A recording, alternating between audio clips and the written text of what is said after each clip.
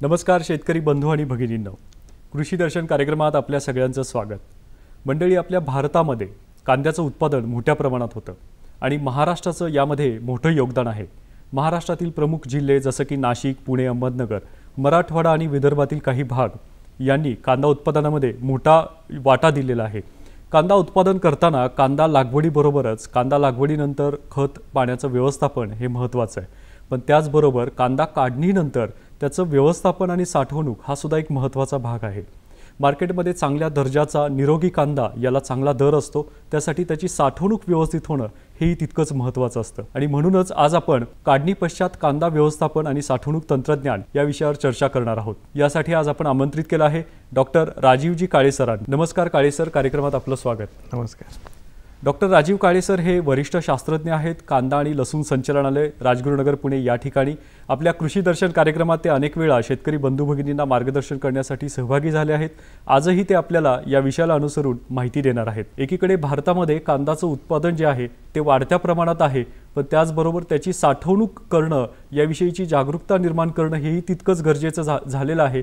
याविषयी आपण काय माहिती द्याल? कांदा उत्पादनामध्ये आपल्या भारताची स्थिती जर आपण पाहिली तर भारत आता जगात कांदा उत्पादनामध्ये अग्रेसर आहे. आताची आकडेवारी जर पाहिली तर जवळपास 2021-22 मध्ये 267 लक्ष टन इतक्या मोठ्या प्रमाणात कांद्याचं उत्पादन झालं आणि 2022-23 मध्ये हा आकडा 300 लाख टनापेक्षाही जास्त येण्याची शक्यता आहे. अरे वा. तर त्याच्यामुळं कांद्याचं मोठ्या प्रमाणात उत्पादन भारतामध्ये होतं. चीनला सुद्धा आता भारताने मागे टाकून जगात प्रथम क्रमांक आता भारताचा कांदा उत्पादनामध्ये विशेषतः लागतो. कांद्याची जर मागणी पाहिली आपण तर कांदा हा रोजच्या जीवनातील आहारात अविभाज्य भाग आहे.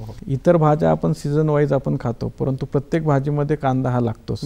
तर त्याच्यामुळे याची जी मागणी आहे जवळपास 15 लाख टन एवढ्या मोठ्या प्रमाणात आपल्याला देशांतर्गत कांद्याची गरज लागते. तर त्याच्यामुळं हा पुरवठा हा सातत्याने आपल्याला करावा लागतो. परंतु उत्पादनाची जर बाजू आपण पाहिली तर कांदा हा मुख्यत्वे थंड हवामानात घेणारं पीक आहे. तर म्हणून रब्बी हंगामात त्याचं जास्त प्रमाणात उत्पादन होतं. तर आपण पाहिलं तर कांद्याचे उत्पादनाचे हंगाम आहेत, तर ते खरीपातही काही प्रमाणात कांदा घेतला जातो किंवा रांगडा हंगाम, लेट खरीप हंगामात हा कांदा काही प्रमाणात घेतला जातो. म्हणून जो खरीपातील ऑक्टोबर-नोव्हेंबरमध्ये निघणारा कांदा आहे हा फक्त 15 ते 20% आहे. दुसरा हंगाम जो आहे तो रांगडा हंगाम, त्याची जी परिस्थिती आहे तो जानेवारी-फेब्रुवारीमध्ये निघतो. त्याचं प्रमाणही 15 ते 20% आहे. परंतु एप्रिल-मे मध्ये जो रब्बी हंगामातला कांदा निघतो तर तो कांदा 60 ते 65% आहे. खूप मोठ्या प्रमाणात, खूप मोठ्या प्रमाणात आहे. मग ज्यावेळी तुमची एप्रिल-मे मध्ये एवढ्या मोठ्या प्रमाणात काढलेला कांदा आहे, त्याची आवक जर बाजारात झाली, मार्केटमध्ये झाली, तर त्याचे दर फार कमी होतात. म्हणजे आपण जर पाहिलं मार्च ते जूनच्या दरम्यान जर रेट पाहिले तर 5 ते 10 रुपयाच्या दरम्यान असतात. परंतु हेच रेट आपले जर पाहिले ऑक्टोबर-नोव्हेंबरमध्ये तर 20-25 रुपयाच्या पुढे आपल्याला हे कांद्याचे दर पाहायला मिळतात. तर ही जी तफावत आहे तर ती कशामुळे, तर जूनपासून तर ते ऑक्टोबर-नोव्हेंबरपर्यंत किंवा मार्चपासून ऑक्टोबर-नोव्हेंबरपर्यंत कुठलाही कांदा शेतातून काढला जात नाही. आणि जर खरीप हंगामात पर्जन्यमान जास्त झालं, विपरीत पाऊस किंवा प्रतिकूल हवामानात कांद्याचं पीक जर खराब झालं तर आपल्याला नवीन कांद्याची वाट पाहायला जानेवारीपर्यंत वाट पाहावी लागते रांगडा हंगामाची. तर त्याच्यामुळे एवढ्या मोठ्या प्रमाणात जर आपल्याला मागणी पुरवायची असेल तर त्याला साठवणूक करणं फार गरजेचं आहे. किंवा शेतकऱ्यांना सुद्धा चांगला दर मिळवायचा असेल तर त्याला साठवणूक करणं गरजेचं आहे. या कांदा साठवणुकीवर कोणकोणत्या वेगवेगळ्या घटकांचा परिणाम होतो याविषयी आपण काय सांगाल? कांदा लागवडीपासून साठवणुकीचा विचार केला गेला पाहिजे. कांदा लागवडी करताना साठवणुकीच्या दृष्टीने जर आपण कांदा लागवड करतोय तर साठवणूक क्षमता ज्या कांद्याच्या जातींची आहे, चांगल्या व्हरायटीज आहेत, त्याचं सिलेक्शन करणं फार गरजेचं आहे. मग त्याच्यामध्ये आपल्या कांदा आणि लसूण संशोधन संस्थेने भीमाशक्ती किंवा भीमा किरण ह्या रब्बी हंगामासाठी उपयुक्त अशा जाती विकसित केल्या आहेत. त्याची साठवणूक क्षमता 4 ते 6 महिन्याच्या पर्यंत चांगल्या पद्धतीने कांदे टिकतात. त्याच्यानंतर NHRDFच्या रेड 3, रेड 4 या सुद्धा व्हरायटीची चांगली साठवणूक क्षमता आहे. इतर जे आहेत, समजा तुम्ही खरीप हंगामातील व्हरायटी आहेत, Bhima super, Bhima red, Bhima dark red, या व्हरायटींची साठवणूक क्षमता नाही. 2 ते 3 महिन्यापर्यंत जास्तीत जास्त या व्हरायटी टिकतात. म्हणून चांगली टिकवण क्षमता असणारे वाण, त्याचबरोबर खत आणि पाण्याचं संतुलन आणि हवामान, साठवणुकी दरम्यान जे हवामान पाहिजे तर ते चांगल्या पद्धतीचं हवामान पाहिजे. त्याला हवा खेळती राहणं किंवा त्याचं तापमान असेल, आर्द्रता असेल, या घटकांचा सुद्धा कांदा साठवणुकीवरती मोठ्या प्रमाणात परिणाम होतो. लागवडीनंतर काय काळजी घ्यायला पाहिजे याविषयी आपण काय सांगा? लागवडीनंतर आपण मुख्यत्वे त्याच्यात खत आणि पाण्याचं व्यवस्थापन करतो. तर रासायनिक खतांचा वापर वाढल्यावरती कांद्याच्या साठवणुकीवरती परिणाम होतो. त्यामध्ये नत्रयुक्त खताचा जर वापर वाढला, नत्रयुक्त खतं द्यावी लागतात, परंतु ती पिकाच्या वाढीच्या काळात द्यावी लागतात. म्हणजे 2 महिन्याच्या अगोदर नत्राची गरज असते, तेवढ्याच प्रमाणात नत्राचा पुरवठा करणं गरजेचं आहे. 2 महिन्यानंतर जास्त नत्राचा पुरवठा केला तर कांद्याच्या माना जाड होतात आणि त्याचा परिणाम साठवणुकीवरती होतो. तो कांदा टिकत नाही.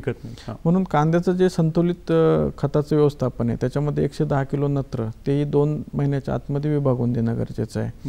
40 किलो फॉस्फरस आणि 60 किलो पोटॅश आणि सल्फर 30 किलो हे प्रति हेक्टर प्रमाण द्यायला गरजेचं आहे. गंधक आणि पोटॅश याच्यामुळे कांद्याची टिकवण क्षमता वाढते, म्हणून याचा वापर करणं गरजेचं आहे. आणि कांद्याला जे पाण्याची गरज आहे तर ती जेमतेम पाणी पाहिजे, परंतु सातत्याने ते पाणी पाहिजे. गेल्या काही दिवसांमध्ये अजून एक महाराष्ट्रामध्ये संकट म्हणा शेतकरी बांधवांना आलेलं आहे, ते म्हणजे अवकाळी पाऊस.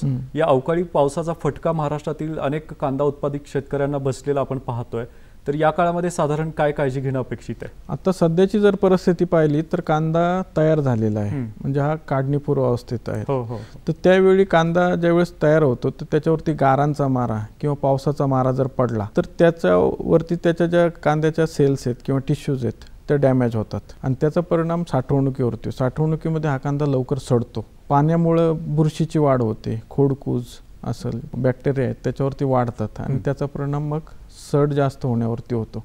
म्हणून ज्या ठिकाणी गारपीट झालेली आहे तो कांदा जास्त साठवणुकीत टिकणार नाही, तो लवकरात लवकर बाजारात नेणं गरजेचं आहे. किंवा आत्ताच्या परिस्थितीमध्ये सुद्धा बुरशीनाशकाचा स्प्रे घेणं शेतकऱ्यांनी गरजेचं आहे. तर त्याच्यामध्ये मँकोझेब असेल 2.5 ग्रॅम प्रति लिटर, हेक्झॅकोनाझोल असेल किंवा कार्बेंडेझिम असेल, याचा स्प्रे घेतला तर बुरशीचं जे वाढणारं प्रमाण आहे या पावसामुळं, पाणी लागल्यामुळं, तर ते आपल्याला आटोक्यात आणता येईल. कांदा काढणीनंतर साठवणुकीपर्यंत जे काही दरम्यान टप्पे आहेत, या टप्प्यांमध्ये साधारण काय काळजी घेणं आवश्यक आहे? कांदा काढणीपूर्वी आपण एक स्प्रे घेणं गरजेचं आहे बुरशीनाशकाचा. जसं मी सांगितलं, कार्बेंडेझिम असेल किंवा सल्फरचा एखादा स्प्रे घेतला तर कांद्याच्या उभ्या पिकामध्ये असेल किंवा मातीमध्ये जी कांद्याबरोबर येणारी बुरशी आहे ती काढणीपूर्वच रोखून ठेवू शकतो आपण. त्याच्यानंतर कांदा काढताना त्याची अवस्था पाहिली पाहिजे. कांदा काढताना 50% माना पडल्यानंतर कांदा काढायचा, कारण कांदा साठवणुकीत ठेवायचा त्यावेळेस त्याला सुप्तावस्था प्राप्त होणं गरजेचं आहे. तर सुप्तावस्था ज्याच्यात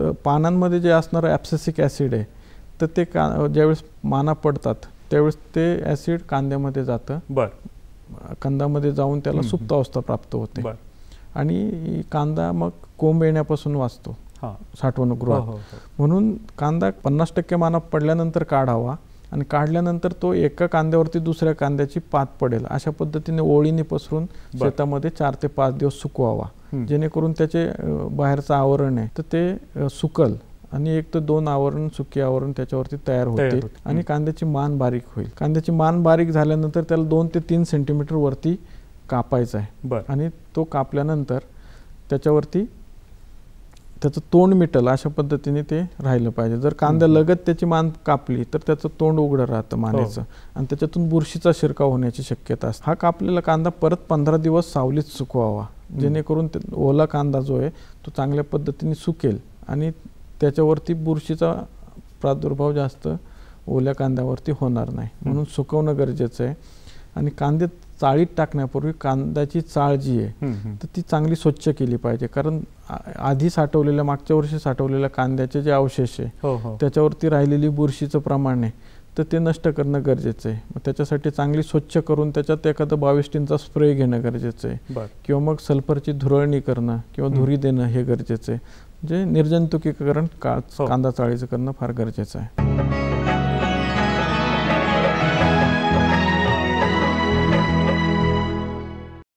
साठवणूकगृहाची काय विशेष काळजी घ्यायला पाहिजे? कांदा ज्यावेळेस आपण साठवतो तर त्यावेळेस वेगवेगळ्या प्रकारे आपण साठवू शकतो. म्हणजे आता ज्या कांदा चाळी प्रचलित आहे तर आपल्या महाराष्ट्रामध्ये ह्या कांदा चाळी प्रचलित आहे, परंतु ह्या हवादार कांदा चाळी त्याच्यावरती कुठल्याही टेम्परेचरचं, आर्द्रतेचं किंवा हवा खेळती राहण्यासाठी आपल्याकडे कुठलाही कंट्रोल त्याच्यावरती नाही आहे.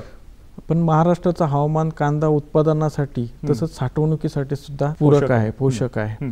तर त्याच्यामुळे या ठिकाणी आपल्याला जर पाहिलं जुन्नर, पुणे जिल्हा असेल किंवा नगर असेल, नाशिक जिल्हा असेल, या ठिकाणी मोठ्या प्रमाणात कांद्याची साठवणूक केली जाते. परंतु इतर जे भाग आहेत, इतर राज्य, राजस्थानमध्ये खूप जास्त टेम्परेचर असतं, त्याच्यामुळे ह्या चाळींमध्ये ते कांदा साठवणं अशक्य आहे. किंवा दुसरा जो भाग आहे आपला कोस्टल रिजन असेल, सागरी किनाऱ्याची जी राज्य आहेत, मग त्याच्यामुळे तामिळनाडू असेल, ओडिसा असेल, केरळ असेल, ह्या राज्यांमध्ये आर्द्रतेचं प्रमाण जास्त असतं, त्या ठिकाणी ह्या कांदा चाळी चालत नाहीत. त्यासाठी मग कंट्रोल लोन स्टोरेज स्ट्रक्चर्स पाहिजेत. मग आता कांदा साठवताना ह्या कांदा चाळीमध्ये सुद्धा साठवला जातो. त्याच्यानंतर शीतगृहामध्ये सुद्धा कांदा साठवला जाऊ शकतो. शीतगृहाचा परिणाम काय होतो की कांदा चांगल्या पद्धतीने टिकतो. 0 डिग्री सेल्सिअस पर्यंत टेम्परेचर आपण ठेवलं आणि 60 ते 65% जर आर्द्रता असेल तर कांदा चांगल्या पद्धतीने टिकतो. परंतु त्याच्यात वजनातही घट नाही होत. परंतु त्याच्यात काढल्यानंतर एका आठवड्याच्या भरात त्याच्यात 60 ते 70% कोंब येण्याचं प्रमाण वाढतं. ते पोस्ट स्टोरेज जी लाईफ आहे, कांदा स्टोरेजमधून बाहेर काढल्यानंतर कोंब आल्यानंतर त्याची जी बाजार मूल्य आहे किंवा खाण्यासाठी त्याचा उपयोग आहे, तर त्याच्यात खूप घट होते. कांदा जेव्हा साठवणुकीगृहात आपण ठेवतो, व्यवस्थित त्याची आपण मांडणी करून त्याला ठेवतो, तरी काही रोग किडींचा प्रादुर्भाव या साठवणुकीगृहामध्ये आढळून येतोय. तर अशा प्रकारचे रोग आल्यानंतर साधारण नियंत्रण मिळवण्यासाठी काय करायला पाहिजे? कांदा साठवणुकीमध्ये जर पाहिलं आता तर काही कृमींमुळे होणारी सड असते, त्याला बॅक्टेरियल रॉट म्हणतो आपण. तर त्याच्यात बऱ्याचशा 2-3 प्रकारच्या बॅक्टेरिया असतात. त्याच्यामध्ये इरविनिया असेल, लॅक्टोबॅसिलस असेल किंवा सुडोमोनस असेल, ह्या बॅक्टेरिया त्याच्यावरती वाढतात आणि त्याच्यामुळं सड जी आहे कांद्याची, आतमध्ये जर आपण पाहिलं तर आतमध्ये मानेच्या जवळ कांदा सडतो किंवा आतून आवरणांच्या आतमधून आपल्याला पिवळा कांदा होऊन त्याच्यावरती सडण्याची क्रिया होते. तर ती बॅक्टेरियामुळं होते. ह्या बॅक्टेरिया ज्या आहेत तर त्या जमिनीतून किंवा कांदा लागवडीच्या दरम्यानच त्याच्यातून आपल्या साठवणुकीगृहात येत असतात. म्हणून याच्या आधी आपल्याला स्प्रे घेणं गरजेचं आहे कांद्यावरती. तो कोणता असावा, स्प्रे कोणता करावा? बुरशीनाशकाचा स्प्रे जर घेतला आपण किंवा सीडला ट्रीटमेंट जर केली आपण, सीड ट्रीटमेंट आपण बॅविस्टिन किंवा कार्बेंडेझिम आपण त्याला म्हणतो, कार्बेंडेझिम असेल किंवा कॅप्टन थायरन असेल, तर त्याची 2 ते 3 ग्रॅम प्रति किलो या प्रमाणात आपल्याला सीड ट्रीटमेंट करणं गरजेचं आहे. त्याच्यानंतर दुसरी महत्त्वाचा जो रोग आहे, काजळी फार मोठ्या प्रमाणात येते कांद्यावरती. तर त्याच्यात काळी बुरशी किंवा काजळी म्हणतो आपण त्याला, तर त्याला ॲस्पेरिजिलस नायजर या बुरशीमुळे ही काजळी येते. त्याच्यात बाहेरचं आवरण आहे तर त्याच्या आतून आहे काळा बुरशीचा थर तयार होतो आणि त्याची मार्केट व्हॅल्यू कमी होऊन जाते. तर ही सुद्धा आपल्या सीडपासून किंवा सॉईलमधूनच ती बुरशी आपल्या साठवणुकीगृहात येतं. तर चांगल्या पद्धतीने त्याला कांद्याला सुकवून जर आपण साठवणुकीगृहात ठेवला तर याचं प्रमाण कमी होतं. किंवा आधी काढणीपूर्वी आपण एक बुरशीनाशकाचा स्प्रे जर घेतला तर त्याचा म्हणजे साठवणुकीगृहात जे काही बुरशीजन्य रोग येत आहेत त्याचा प्रादुर्भाव होऊ नाही शकणार. आता आपण उल्लेख केला काळी काजळी जी आहे, याच्यावर नियंत्रण मिळवण्यासाठी काही विशेष फवारणी आपण करू शकतो का? फवारणी आपण कांदा काढणीपूर्वीच आपण बुरशीनाशकाची अपेक्षित आहे किंवा आपलं साठवणुकीगृह आहे ते निर्जंतुकीकरण करणं गरजेचं आहे. आणि कांदा चांगला सुकवल्यावरती ह्या बुरशीला पोषक वातावरण भेटत नाही, कारण आर्द्रतेचं प्रमाण ज्यावेळेस वाढतं हवेतल्या तर त्यावेळेस त्याला पोषक वातावरण भेटतं आणि त्याची वाढ होते. म्हणून कांदा चांगला सुकवला गेला पाहिजे. त्याच पद्धतीने निळी कूज किंवा निळी बुरशी येते, तर ती सुद्धा याच्यात आपल्याला पिवळसर डाग कांद्यावरती दिसतात आणि त्याच्यावरती निळसर रंगाचे दाणे आपल्याला पाहायला मिळतात. तर ती सुद्धा हे निळी बुरशी कांद्यावर पाहायला मिळते. किंवा खोडकूज आहे तर ती सुद्धा खोडकूज फ्युजेरियम नावाच्या बुरशीमुळे येते. तर ती खोडकुजीमुळे मानेजवळ कांदा सडतो किंवा बुडाजवळ कांदा सडतो. तर ती सुद्धा मोठ्या प्रमाणात पाणी, जसं आताची परिस्थिती आली आहे, पावसाचं प्रमाण शेवटी आपल्याला अवकाळी पावसाचं प्रमाण आलं तर ही खोडकूज आपल्याला मुख्यत्वे याच्यात त्याचा परिणाम साठवणुकीत ते आढळून येतो. तर साधारण कोणकोणत्या प्रकारचे साठवणुकीगृह जे आहेत त्याची माहिती आपण या ठिकाणी द्यावी. सध्या प्रचलित ज्या आहेत त्या कांदा चाळी आहेत. मग त्या कांदा चाळीमध्ये सुद्धा आपल्याकडं 1 पाकी कांदा चाळ आणि 2 पाकी कांदा चाळ असते. तर एक 5 मेट्रिक टन, 10 मेट्रिक टन किंवा 15 मेट्रिक टनापर्यंत आपण 1 पाकी कांदा चाळ बनवू शकतो. तर त्याची लांबी जी आहे तर ती दक्षिणोत्तर असली पाहिजे. त्याच्यावरती हवा चांगली खेळती राहण्यासाठी त्याची लांबी दक्षिणोत्तर असली पाहिजे. रुंदी जी आहे ती 4 फुटापर्यंत रुंदी असली पाहिजे. उंची आहे 5 ते 6 फुटापर्यंत असली पाहिजे. तर त्या प्रमाणात आपल्याला सोयीनुसार त्याची लांबी ठेवता येते. अशा पद्धतीने 1 पाकी आणि 2 पाकीची आहे तर त्याला चांगलं वायुविजन व्हावं, हवा चांगली खेळती राहावी यासाठी त्याची जी दिशा आहे तर ती पूर्व पश्चिम असली पाहिजे. त्याची जी रुंदी आहे 12 फूट असली पाहिजे. म्हणजे 2 पाखी असतात त्याला, 2 कंपार्टमेंट. ते एका कंपार्टमेंटची रुंदी आहे 4 फूट. त्याच्या मध्ये हवा खेळती राहण्यासाठी आणि जाण्या येण्यासाठी रस्ता अशी 4 कंपार्टमेंटची 4 फूट आणि उरलेली अशी टोटल 12 फूट पाहिजे. साईडची जी उंची आहे त्याची तर ती 6 ते 7 फूट पाहिजे. मधली उंची जी आहे तर ती 8 ते 10 फूट पाहिजे. आणि स्लोप त्या ठिकाणी स्लोप वरती छपराला पाहिजे. छप्पर या साईडच्या बाजूंपासून 2 ते 3 फूट त्याची बाहेर निघालेलं असलं पाहिजे. कारण पाण्याचा मारा त्याच्यावरती होऊ नये. बरोबर. म्हणून विशेष करून पावसाळ्यातच आपल्याला ही काळजी घेणे गरजेचं आहे. बरोबर. आणि खाली त्याचा जो बॉटम आहे, खालचा तळ आहे तर तो 2 ते 3 फूट आपल्याला उंच ठेवायचा आहे. कारण खालून सुद्धा त्याचं वायुविजन होणं गरजेचं आहे. हवा खेळती राहणं आपण ज्याला म्हणतो. म्हणजे याच्यात तापमान, आर्द्रता आणि हवा खेळती राहणं हे फार महत्वाचे घटक आहे. आता कांदा चाळींव्यतिरिक्त आपण कोल्ड स्टोरेज किंवा शीतगृहामध्ये ठेवतो, परंतु त्याच्यात कोंब येण्याची समस्या असते. म्हणून आपण कांदा आणि लसूण संशोधन संस्थेने एक कंट्रोल्ड ओनियन स्टोरेज स्ट्रक्चर सुद्धा तयार केलेलं आहे. बरं. विकिरणांचा जो वापर आहे तो कांद्याच्या साठवणुकी दरम्यान कशा प्रकारे केला जाऊ शकतो याची आपण माहिती द्यावी. शीतगृहामध्ये कांद्याला काढल्यानंतर लगेच कोंब येतात. तर विकिरणांचा वापर किंवा आपण त्याला इरिडेशन ट्रीटमेंट म्हणतो तर त्याच्या सुविधा महाराष्ट्रात काही ठिकाणी म्हणजे लासलगावला, वाशीला केलेल्या आहेत. परंतु याचं कारण काय, ते विकिरणांचा वापर आपण कशासाठी करतो की कांद्याला कोंब न येण्यासाठी. म्हणजे शीतगृहातून जरी बाहेर काढला आपण तर 2 ते 3 महिने त्याला कोंब येत नाहीत किंवा त्याच्या वजनात घट होत नाही. मग ही कारण आहेत विकिरणांची. परंतु त्याच्यासाठी लागणारा खर्च हा मोठ्या प्रमाणात आहे. शीतगृहामध्ये साठवणूक करण्यासाठी जास्त खर्च येतो. पण ही जी विकिरणांची सुविधा आहे काही ठिकाणीच आहे, तिथून शेतकऱ्याला ट्रान्सपोर्ट करून त्या ठिकाणी खर्च, तो विकिरणांचा खर्च, तो परत स्टोरेज करण्यासाठी वाहतुकीचा खर्च हा मोठ्या प्रमाणात आहे. शीतगृह आपल्या देशामध्ये का सक्सेसफुल नाही आहेत? पाश्चिमात्य देशामध्ये, युरोपियन कंट्रीमध्ये त्यांचं नॅचरल टेम्परेचरच कमी आहे. त्यामुळे शीतगृहातून बाहेर काढला तरी त्याच्या तापमानामध्ये जास्त फरक नाहीये. परंतु आपलं जे तापमान आहे हे 30 ते 40 डिग्रीच्या वरती राहतं. 30 ते 35-40 डिग्रीच्या दरम्यान राहतं. बरोबर. म्हणजे आपण नैसर्गिक पद्धतीने 0 डिग्री असतं. तर त्याच्यामुळं स्प्राउटिंगचा किंवा कोंब येण्याचा इश्यू याच्यामध्ये फार मोठ्या प्रमाणात आहे.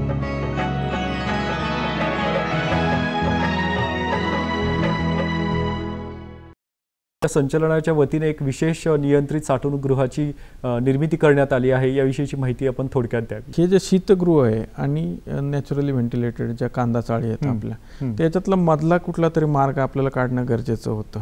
मग याच्यात टेम्परेचर, ह्युमिडिटी आपण कंट्रोल करू शकत नाही कांदा चाळीमध्ये. आणि शीतगृहामध्ये टेम्परेचर, ह्युमिडिटी कंट्रोल करतोय, परंतु त्याला कोंब येण्याचं प्रमाण वाढतं. याच्यासाठी आपण काय केलं की एक कंट्रोल्ड ओनियन स्टोरेज स्ट्रक्चर तयार केलं. तर त्याच्यामध्ये आपण टेम्परेचर जे आहे तर नॅचरल टेम्परेचर जे आहे 25 ते 27 डिग्री सेल्सिअस पर्यंत, 27 ± 2 डिग्री सेल्सिअस एवढं टेम्परेचर आपण त्याच्यात मेंटेन करतो. जे कांद्याला साठवणुकीसाठी आवश्यक आहे. आणि जी आर्द्रता आहे ते 60 ते 65% पर्यंत आर्द्रता त्याच्यात मेंटेन करतो. आणि त्याच्यात अशा पद्धतीचं मेकॅनिझम केलंय, त्याला कंपार्टमेंट्स केलेत आणि त्याच्यात हवा खेळती राहील चांगली. तर त्याच्यासाठी हवा खेळती राहण्यासाठी आपण त्याच्यात मेकॅनिझम तयार केलेलं आहे. अशा पद्धतीचे कंपार्टमेंट आहे की आपण वेगवेगळ्या जातींचा कांदा, वेगवेगळ्या शेतकऱ्यांचा कांदा सुद्धा त्या कंपार्टमेंटमध्ये ठेवू शकतो. म्हणजे 50-50 टनाचे असे कंपार्टमेंट्स आहेत. आणि हे म्हणजे आतापर्यंत आपण बल्कमध्ये कांदा कुठं स्टोअर करू शकत नव्हतो. म्हणजे 1000-2000 टन, 5000 टन असा एकत्रित एका ठिकाणी कांदा कुठं स्टोअर करू शकत नव्हतो. ज्या नॅचरली व्हेंटिलेटेड कांदा चाळी आहेत आपल्या, तर त्याच्यात 25 ते 50 टनापर्यंतच आपण एका वेळी कांदा ठेवू शकतो एका ठिकाणी.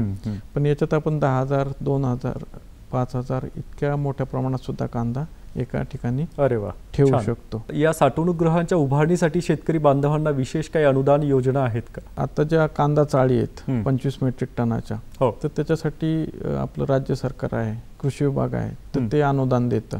मग 3,500 रुपये प्रति टन, म्हणजे 25 टनाला साधारणपणे 87,500 रुपये एवढं अनुदान मिळतं. बरं. आता ते आपल्याला त्याची क्षमता कशी वाढवता येईल, चांगले कांदा उत्पादक जास्त क्षेत्रावरती कांदा उत्पादन करतात, तर त्यांना 200 टनापर्यंत अनुदान मिळावं, किंवा त्याच्यात अनुदानातही ही 10 वर्षापूर्वीची योजना आहे, त्याच्यामध्ये सुद्धा अनुदानात काय वाढ करता येईल आपल्याला, याच्यावरती पण आता डिस्कशन चालू आहे. आणि येत्या काही काळात त्याच्यातही अजून सुधारित योजना त्याच्यावरती येतील. बरोबर. आत्ताची आपली जे नियंत्रित जी कंट्रोल्ड ओनियन स्टोरेज स्ट्रक्चर आहे, तर तेही आपण गव्हर्नमेंटला सबमिट केलेलं आहे. तर त्याच्यावरती अनुदान येण्यासाठी त्याच्यावरती पण डिस्कशन चालू आहे. या कांदा साठवणूक विषयाच्या अनुसरून आपण एक महत्त्वाचा संदेश शेतकरी बांधवांना द्यायचा असेल तर तो तुम्ही काय द्या? साठवणूक ही शेतकरी आणि ग्राहक दोघांच्या दृष्टीने फायदेशीर आहे. शेतकऱ्याला चांगली कांद्याला किंमत मिळण्यासाठी आणि शेतकऱ्यालाही ग्राहकाला सुद्धा चांगला योग्य दरात कांदा मिळण्यासाठी साठवणूक आवश्यक आहे. आजच्या परिस्थितीमध्ये एवढ्या मोठ्या प्रमाणात कांद्याचं उत्पादन होते, शेतकऱ्यांनी सुद्धा साठवणूक करण्यासाठी सुद्धा याच्यातही उद्योजकता आहे. तुम्ही काही प्रमाणात कांदा जर साठवणूक केला तर त्याचा तुम्हाला दुप्पट फायदा सुद्धा मिळू शकतो. आणि ही साठवणूकगृह जर उभी केली, भाडे तत्वावर सुद्धा ही मोठ्या प्रमाणात साठवणूकगृह तयार केली तर इतर शेतकऱ्यांना याचा फायदा होईल. आणि साठवणूक केली तर त्या किमतीत स्थिरता येऊ शकेल. त्यासाठी साठवणूक हे प्रभावी माध्यम आहे. त्याच्यामध्ये शेतकरी बांधवांना आपण मेहनतीने घेतलेलं कांद्याचं पीक, त्याची काढणी आता आपल्या महाराष्ट्र राज्यामध्ये बऱ्याच भागांमध्ये सुरू आहे. 60 ते 65% कांदा आता काढला जातो. त्याची साठवणूक आपल्याला ऑक्टोबर-नोव्हेंबरपर्यंत व्यवस्थितरित्या करणं फार महत्त्वाचं आहे. म्हणून डॉक्टर राजीव काळे सरांनी सांगितलेले मुद्दे लक्षात घेता साठवणूकगृह आपलं सुस्थितीत असणं फार महत्त्वाचं आहे. आणि कांदा चांगला वाळवून आपण साठवणूकगृहात ठेवणं हे फार महत्त्वाचं आहे, जेणेकरून त्याच्यावर कुठलेही रोग आणि किडींचा प्रादुर्भाव न होता मार्केटमध्ये आपण दर्जेदार आणि चांगला कांदा शेतकरी बांधव उपस्थित करून देतील, उपलब्ध करून देतील आणि ग्राहकांना त्या चांगल्या दराने आपल्याला विकता येईल अशी आपण आशा व्यक्त करू. डॉक्टर राजीव काळे सर, आपण कृषी दर्शन कार्यक्रमात सहभागी झाला, आमच्या महाराष्ट्रातील शेतकरी बंधू भगिनींना या विषयाची माहिती दिली, त्याबद्दल पुणे दूरदर्शनच्या वतीने आपले मनापासून आभार आणि आपल्याला शुभेच्छा. धन्यवाद.